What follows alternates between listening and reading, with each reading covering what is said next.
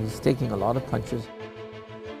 I was willing to risk my life in the ring for what I believed, and it was really based off a promise I made to her. He's putting his body on the line. He's doing what he does best, on the line. He's undeterred by anything, and he's going to fight through at all costs to win.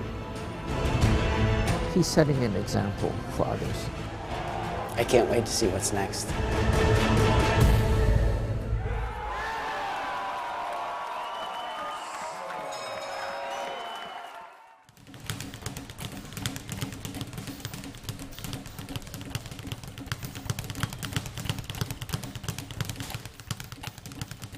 The first time I ever saw him box, I asked him, "Where did you learn how to box?"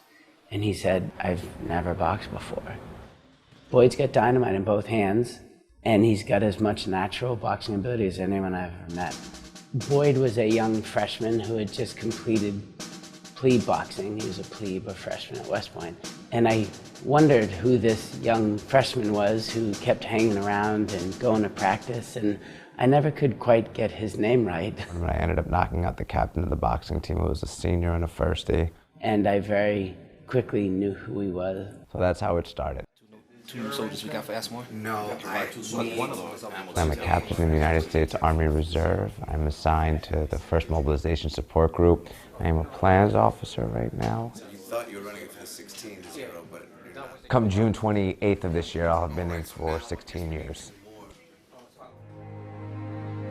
You know, my life changed significantly. At the end of my junior year at West Point, I was home on leave, and I went out to a dance club, and I met a young woman, she was 19, named Kristen Zaccanino, and she broke her neck when she was 10 years old in a diving accident.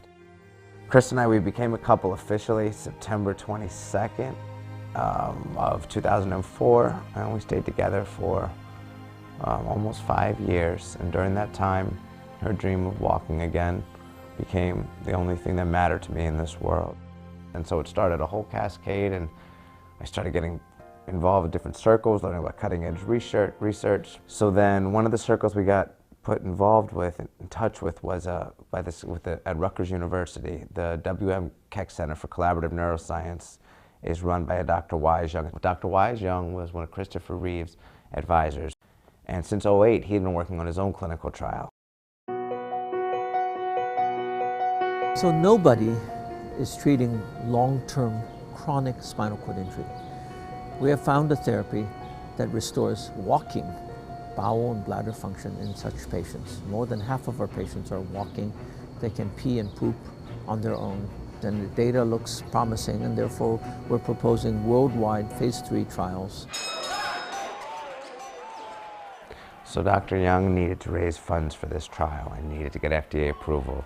So my whole brain started twisting. I said, so you need to raise funds. When I was an amateur, because of how I look, I stood out because I was successful. When I was an amateur, with being successful and then being mixed between black and white, being light-skinned, being Jewish, being a West Pointer, being an officer, I used to draw a lot of attention. So if I can do the same thing in the pros and I have a message to give out, we need to raise funds for this, same thing could happen, I believe. So that was my idea. You know, I was shocked when he said he was going to turn pro and he's going to box to raise money. I said, come on. And my very first purse I donated was $1,500. Spinal cord injury has not been on the forefront of the American public for more than 10 years now. We need to bring it back. And look, this is not talking about a lot of money. After all, spinal cord injury currently costs more than $20 million per year just to support the people who are now spinal injured. We spend less than $60 million on all of spinal cord injury research. We need to bring spinal cord injury into the mainstream of medicine. Hope is the #1 item that we have to have on the table before we progress. And right now there's no hope. If this trial can provide hope, it will open doors for many other therapies to come. I'm gonna keep doing this until I don't feel that calling anymore, because I need Kristen to walk, and I believe this is the best way to keep inspiring her and others. Boyd has given of himself for this cause in a way that This is true service. This is service to humankind. And he's doing this because he really cares. What's so wonderful about this is putting all this energy with the main drive being to help one person, help masses. And the impact that he's having on lives, to have the vision to say, I'm going to be a professional boxer and I'm going to donate 100% of my purses to charity. That's unbelievable. What a leader of character for our nation. And he's a young captain and I said, I'm a reserve. I need Kristen to walk. She still can't walk. So that's when I'll have my moment.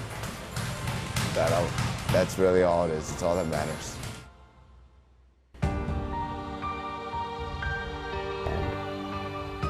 I know this is going to work. I already see the space. It's going to work.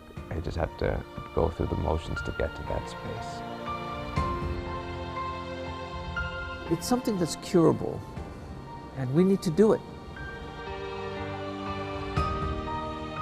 I often wonder, when we're older in this world, in our lifetimes, if we look back, we say we were part of the time when our world was able to cure paralysis.